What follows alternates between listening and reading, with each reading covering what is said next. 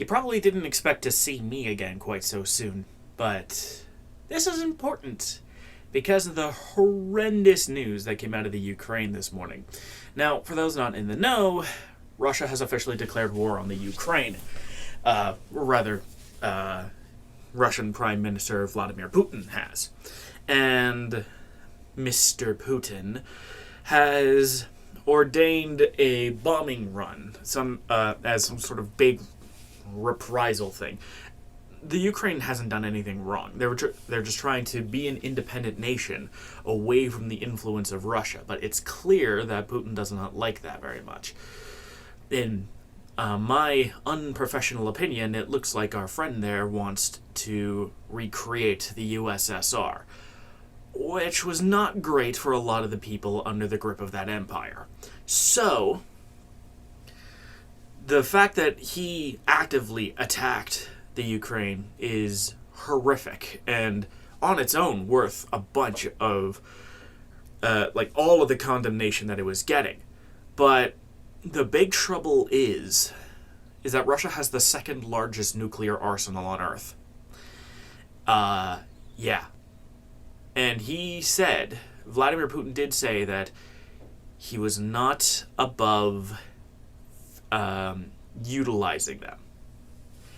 And that's terrifying, because the last time nuclear bombs were being actively tested, the effects were devastating.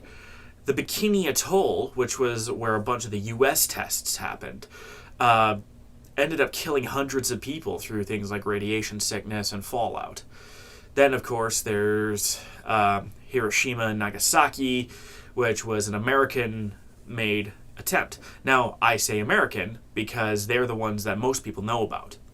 But then you have the Russian nuclear bombs, the ones that they were using. And Russia has had a history of ignoring precision and going for the biggest bang. Say what you will about the U.S. attempting nuclear, or messing around with nuclear weapons, which is already an asinine thing to do. But they were working on more precise weapons, including things like the Davy Crockett launcher and a Jeep-mounted nuclear launching device that launched a nuclear warhead the size of a football that had a devastating amount of payload. Again, still terrifying because it's a nuclear bomb that you could carry in both hands, but the U.S. were trying for precision use of nuclear bombs. A bit of an oxymoron, but, they did what they did, and they did okay. Russia said absolutely not. They wanted the biggest bangs, and that is where the Tsar Bomba comes in. This is the most famous of the Russian nuclear devices, and it's the most famous because it's the biggest. It had an explosive payload of 57 megatons, which you hear that thrown around a lot. Kilotons, megatons. What does that even mean? Well, explosive yield is measured by the amount of tons of trinitrotoluene, that's TNT, in order to get a similarly sized explosion. So a 1 kiloton bomb is a bomb, however big, that unleashes the same explosive force as 1,000 tons of TNT. That was actually what it was 100 tons of TNT was the prelim for the Trinity test on August 6, 1945. And the bombs only kept getting bigger from there, in the kiloton range for Fat Man and Little Boy, and then eventually it got to the megaton range, and we have finally the largest of all of the bombs in the Tsar Bomba, which was 57 megatons. Now, a megaton is 1,000,000 tons of TNT equivalent. So this is 57 million tons of TNT going off in one explosion. Which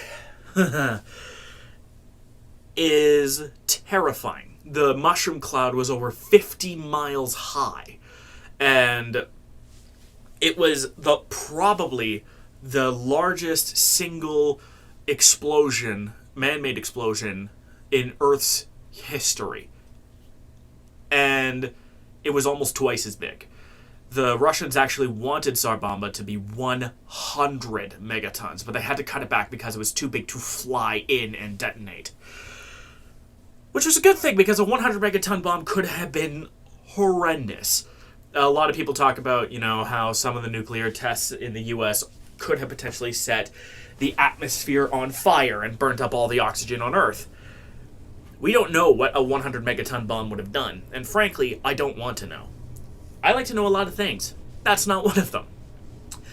And Russia and all of the nuclear horrendousness as context is important to tie back to the Ukraine, because it's Russia with the nukes that has, with a person who has actively expressed the possibility of using them in warfare. Weapons, which, need I remind you, the last 2 times that nuclear bombs were used in warfare, and not just used in warfare, but also on actual people. 150,000 people were atomized instantly, and millions of people suffered from nuclear fallout. This was in 2 cities with 2 bombs in 1945, with bombs hundreds of times smaller than Tsar Bomba, or any modern nuclear device. And expressing interest in using weapons like this is appalling and terrifying. And I really hope that Putin was just saying this so that, he would get people to leave him alone and let him be the tyrannical dipshit that he is. But if that is not just an idle threat, and he is willing to bomb another population center with a nuclear weapon, that's horrifying, and might reinstate an old Cold War policy between the United States and Russia. MAD. Mutually assured destruction. With a combined nuclear bomb arsenal topping nearly 6,000 warheads, if mutually assured destruction ever happens, all human life would be extinct. And there's a really good... humanity would almost certainly be extinct.